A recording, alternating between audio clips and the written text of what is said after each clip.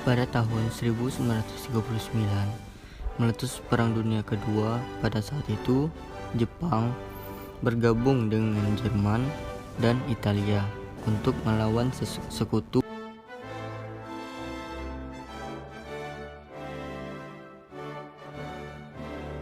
Pada tanggal 19 Desember, Jepang menyerang pangkalan Amerika Serikat di Pearl Harbor. Serangan tersebut sangat dahsyat dan meluluh letakkan sebagian besar kapal Amerika Serikat. Setelah terjadinya pengeboman tersebut, Amerika, Inggris, Tiongkok, Australia, dan beberapa bangsa lainnya yang bergabung dalam blok sekutu secara resmi akan perang terhadap Jepang. Setelah kejadian tersebut, Jepang langsung bergerak cepat menyerang negara-negara yang ada di Asia Pasifik. Satu di antaranya negara tersebut Nusantara melalui Parakat di Kalimantan Timur pada tahun 1942. Dengan waktu singkat, Jepang menguasai Filipina, Myanmar, Singapura, dan Indonesia. Pada tahun 1942, Belanda menyerah tanpa syarat pada Jepang, tepatnya pada tanggal 8 Maret 1942.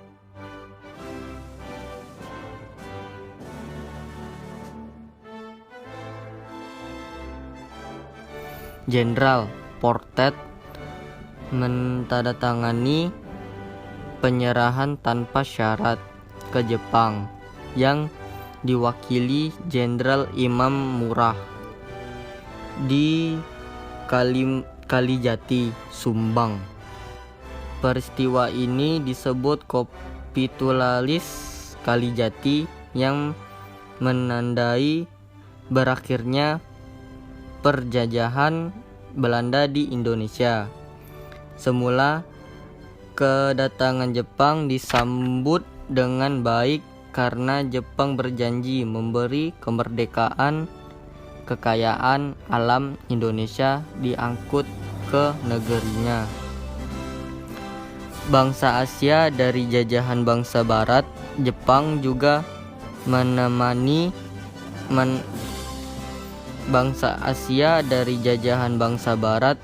Jepang juga memenangkan bendera merah putih bersama bendera Imamaru serta rakyat Indonesia boleh menyanyikan lagu Indonesia Raya bersama Jepang, Kimiago. Tetapi kondisi tersebut tiba-tiba berubah karena kekejaman Jepang lebih dari Belanda.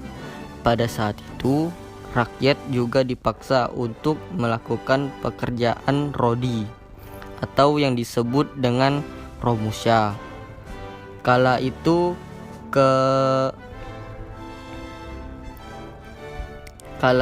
kekejaman kerja paksa Jepang yang dilakukan kepada rakyat Indonesia dengan tanpa kemanusiawi demi bangun jalur kereta api, jalan raya, dan bandara.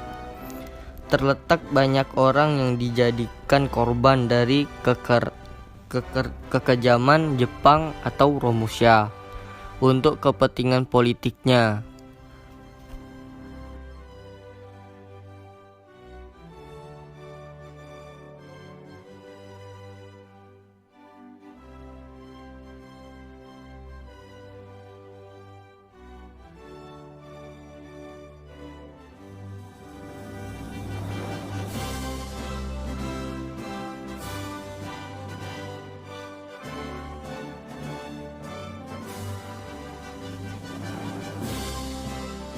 Kerajaan Jepang membuat api perjuangan berkembar kembali.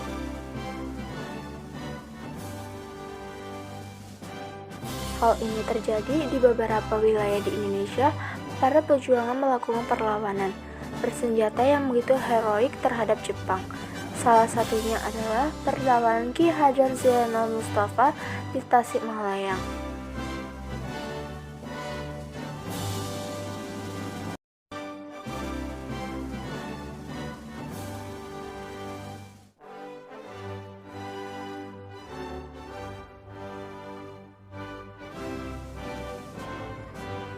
Ki Hajar Zainal Mustafa merupakan salah satu ulama sekaligus pemimpinan pesantren Sukamana.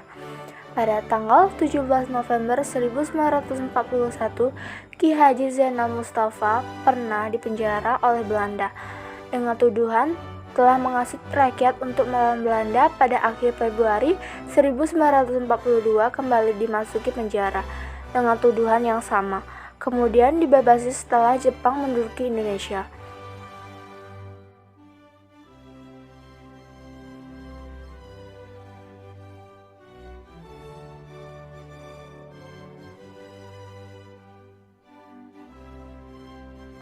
Perlawanan tersebut dilatar belakangi oleh upacara sekrai yang dianggap perbuatan syirik, di mana di pagi hari harus membungkukkan badan ke arah matahari terbit sebagai simbol penghormatan kepada Kaisar Jepang.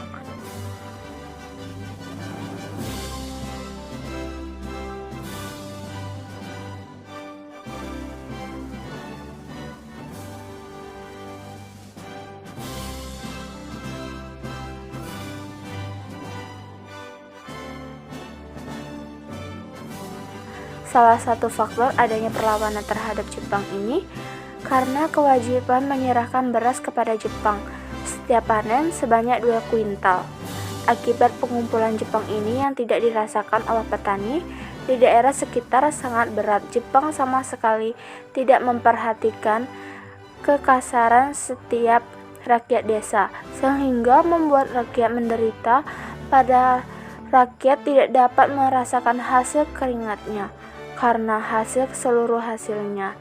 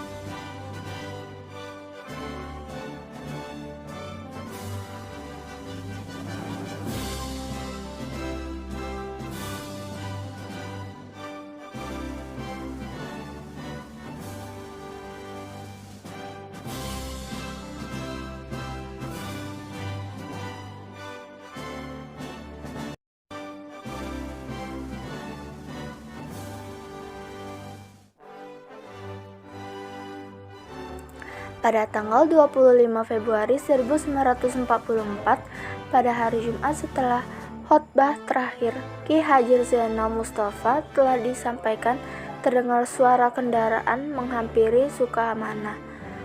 Ofisir-ofisir Jepang itu datang dengan maksud bahwa Sukamana tidak mau bekerja sama dengan Jepang, tidak mau menurut perintah untuk menghadapi tidak Tasikmalaya, serta telah merampas dari tentara Jepang.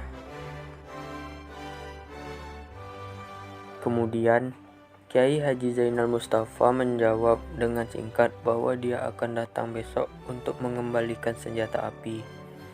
Tetapi diganti dengan kepala-kepala tuan itu ditinggal di Sukamana. Ketika itu terjadi kericuhan sehingga para santri menyerang ofisir Jepang dan 3 ofisir mati, 1 orang melarikan diri. Setelah kejadian itu, Kiai Haji Zainal Mustafa menyiapkan siasat-siasat bahwa Jepang pasti akan melakukan perlawanan.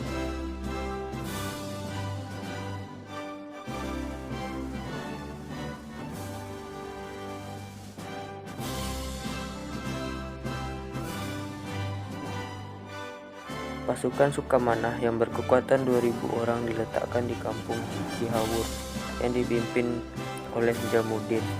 Kyai Haji Zainal Mustafa berpesan agar tidak ada peperangan bangsa sendiri.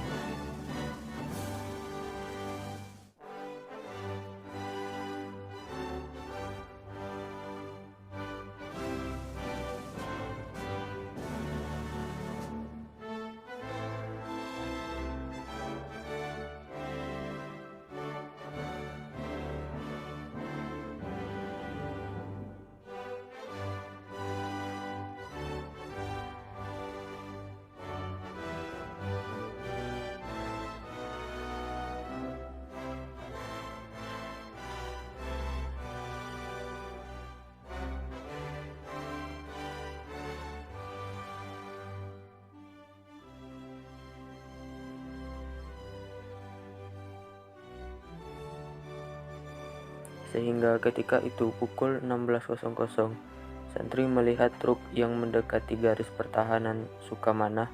Lalu santri paling depan melaporkan kepada Kyai Haji Zainal Mustafa bahwa mereka adalah bangsa kita.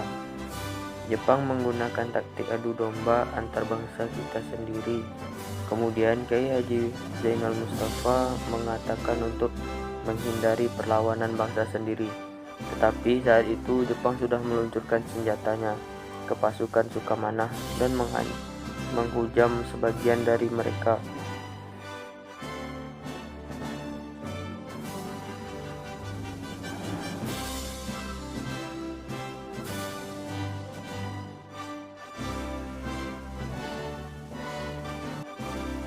Pada saat itulah perang antar bangsa tidak dapat dihindarkan.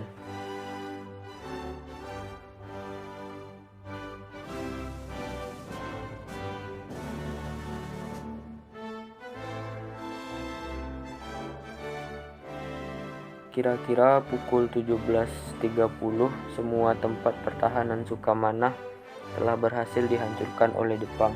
Ketika itu, Kyai Haji Zainal Mustafa memerintahkan agar santri-santrinya untuk mundur dan menyelamatkan diri. Jepang menghancurkan pesantren Sukamanah setelah pertempuran selesai.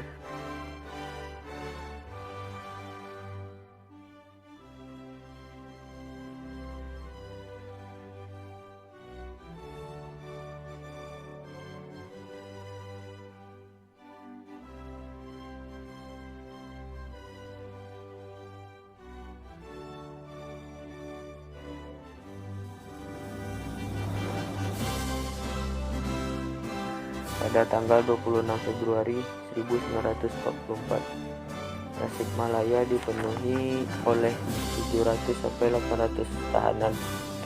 Sehari setelahnya datang instruksi rahasia dari Kyai Haji Zainal Mustafa. Instruksi rahasia tersebut adalah agar tidak mengaku dalam perlawanan melawan Jepang, termasuk dalam kematian ofisir Jepang dan pertanggungjawaban tentang pemberontakan. Pada tahun 1939 meletus Perang Dunia Kedua. Pada saat itu Jepang bergabung dengan Jerman dan Italia untuk melawan sekutu. Pada tanggal 7 Desember 1941, Jepang menyerang pangkalan Amerika Serikat di Pearl Harbor. Serangan tersebut sangat dahsyat dan meluluhlantakkan sebagian besar kapal Amerika Serikat. Setelah terjadi pengeboman tersebut, Amerika Serikat, Inggris, Tiongkok, Australia, dan beberapa negara lainnya yang tergabung dalam blok sekutu secara resmi menyatakan perang terhadap Jepang. Setelah kejadian tersebut, Jepang langsung bergerak cepat menyerang negara-negara yang berada di kawasan Asia Pasifik. Satu di antara negara tersebut adalah Nusantara atau Indonesia melalui Tarakan di Kalimantan Timur pada tahun 1945. 1942. Dengan waktu singkat, Jepang menguasai Filipina, Myanmar, Singapura, dan Indonesia. Pada tahun 1942, Belanda menyerah tanpa syarat kepada Jepang. Tepatnya pada tanggal 8 Maret 1942, Jenderal Terfoten menandatangani penyerahan tanpa syarat Jepang yang diwakili oleh Jenderal Imamura di Kalijati, Subang. Peristiwa tersebut disebut kapitulasi Kalijati yang menandai berakhirnya penjajahan Belanda di Indonesia. Semula kedatangan Jepang disambut dengan baik karena Jepang berjanji akan memberi kemerdekaan bangsa Asia dari jajahan bangsa Barat. Jepang juga memperkenankan pengibaran bendera merah putih bersama bendera Hinomaru, serta rakyat Indonesia boleh menyanyikan lagu Indonesia Raya bersama kebangsaan Jepang Kimiwago. Tetapi kondisi tersebut tiba-tiba berubah karena kekejaman Jepang lebih dari Belanda. Pada saat itu rakyat juga dipaksa untuk melakukan kerja rodi atau yang disebut dengan romusha.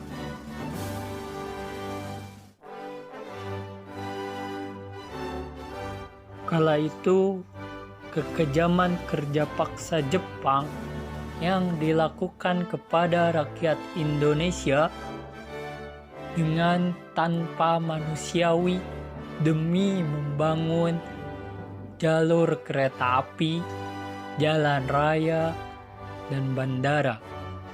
Tercatat banyak orang yang menjadi korban dari kekejaman kerja paksa Jepang atau romusha.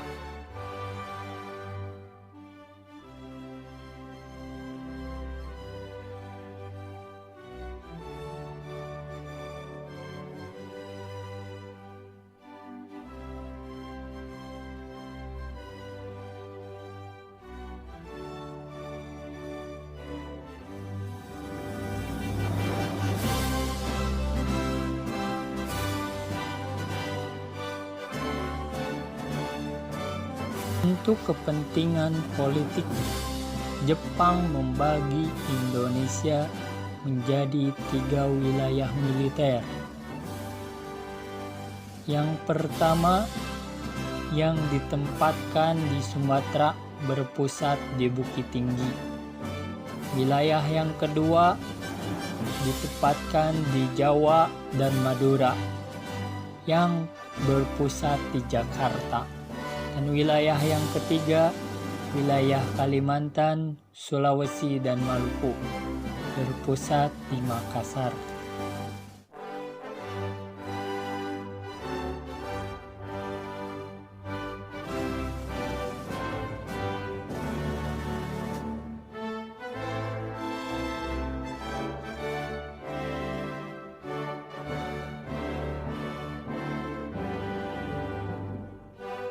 Kekejaman Jepang membuat api perjuangan berkobar kembali. Hal ini terjadi di beberapa wilayah di Indonesia. Para pejuang melakukan perlawanan bersenjata yang begitu heroik terhadap Jepang. Salah satunya adalah perlawanan Kiai Haji Zainal Mustafa di Tasikmalaya.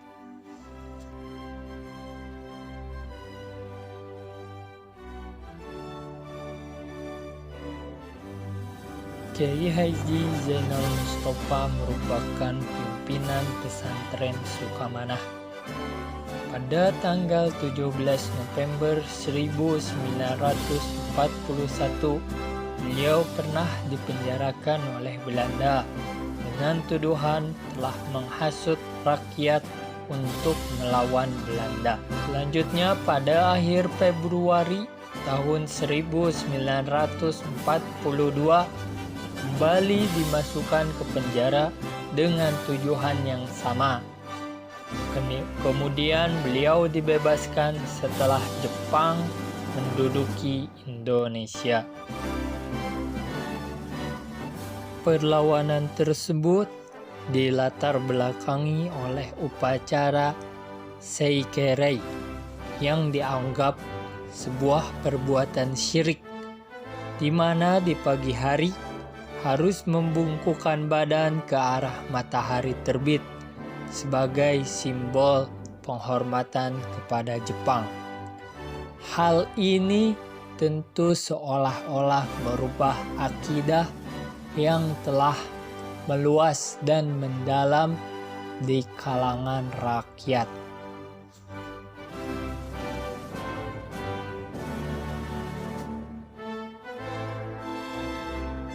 Yang kedua, salah satu faktor adanya perlawanan terhadap Jepang ini karena kewajiban menyerahkan beras kepada Jepang setiap panen sebanyak 2 kuintal.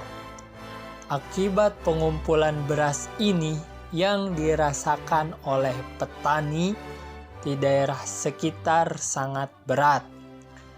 Jepang sama sekali tidak memperhatikan kesengsaraan hidup rakyat desa, sehingga membuat rakyat menderita. Para petani tidak dapat merasakan hasil keringatnya karena hampir seluruh hasilnya diangkut oleh pemerintah Jepang.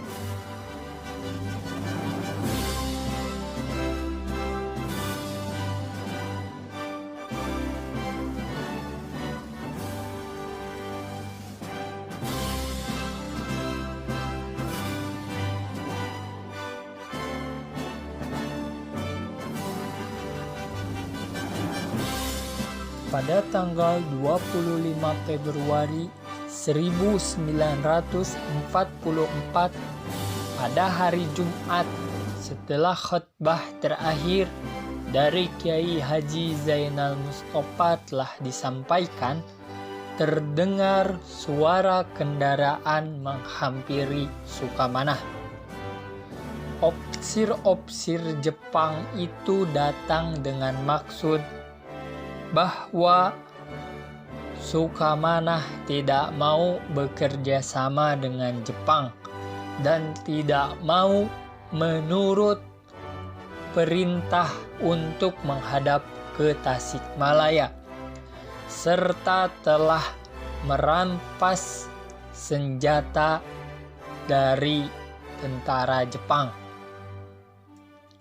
Kemudian Kiai Haji Zainal Mustofa menjawab dengan singkat bahwa dia akan datang besok untuk mengembalikan senjata api, tetapi diganti dengan kepala tuan itu ditinggal di Sukamanah.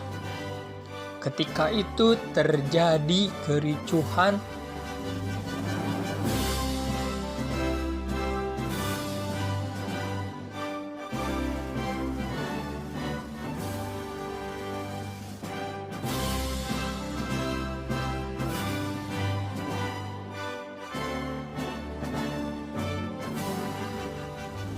sehingga para santri menyerang opsir Jepang dan 3 opsir mati, 1 orang melarikan diri.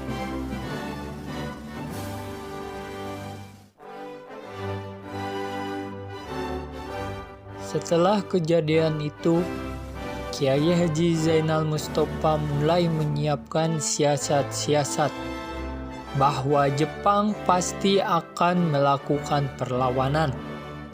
Pasukan Sukamanah yang berkekuatan 2.000 orang diletakkan di kampung Cihaur yang dipimpin oleh Nejamuddin. Kiai Haji Zainal Mustafa berpesan agar tidak ada peperangan dengan bangsa sendiri. Sehingga ketika itu pukul 16.00 santri melihat truk yang mendekati garis pertahanan Sukamanah. Lalu santri paling depan melaporkan kepada Kiai Haji Zainal Mustafa bahwa mereka adalah bangsa kita. Jepang menggunakan taktik adu domba antara bangsa sendiri. Kemudian Kiai Haji Zainal Mustafa mengatakan untuk menghindari perlawanan dengan bangsa sendiri. Tetapi saat itu Jepang sudah meluncurkan senjatanya ke pasukan Sukamanah dan menghujam sebagian dari mereka. Pada saat itulah perang antar bangsa tidak dapat dihindari. Kira-kira pukul 17.30, semua tempat pertahanan Sukamanah telah berhasil dihancurkan oleh Jepang. Ketika itu, Kiai Haji Zainal Mustafa memerintahkan agar santri-santrinya untuk mundur dan menyelamatkan diri. Sedangkan Jepang menghancurkan pesantren Sukamanah tersebut. Setelah pertempuran selesai, pada tanggal 26 Februari 1944, dan penjara Tasikmalaya dipenuhi oleh 700 sampai 800 tahanan. Sehari setelahnya, datang instruksi rahasia dari Kiai Haji Zainal Mustafa. Instruksi rahasia tersebut adalah agar tidak mengaku terlibat dalam perlawanan melawan Jepang, termasuk dalam kematian para ofisir-ofisir Jepang dan pertanggungjawaban tentang pemberontakan Sukamanah dipikul sepenuhnya oleh Kiai Haji Zainal Mustafa.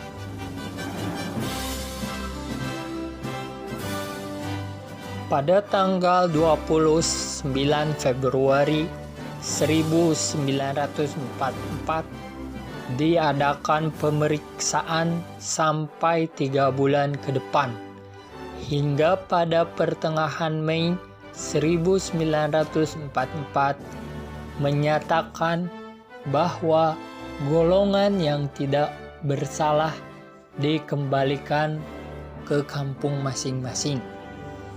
Golongan yang mempunyai sangkut paut dengan pemberontakan tetapi tidak aktif dikenakan hukuman 5-7 tahun. Orang yang ada di golongan ini sekitar 79 orang.